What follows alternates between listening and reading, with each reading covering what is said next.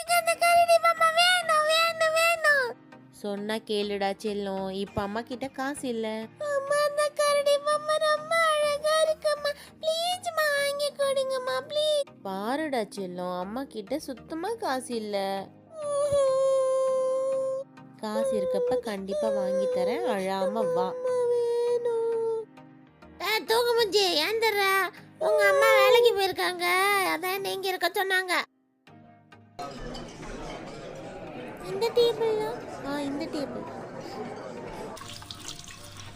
ரொம்ப நேரம் ஆயிடுச்சு, சீக்கிரம் போகணும். Thank you so much sir, thank you. இவ்வளோ நேரம் கஷ்டப்பட்டதுக்கு நல்ல காசு கிடைச்சிருக்கு.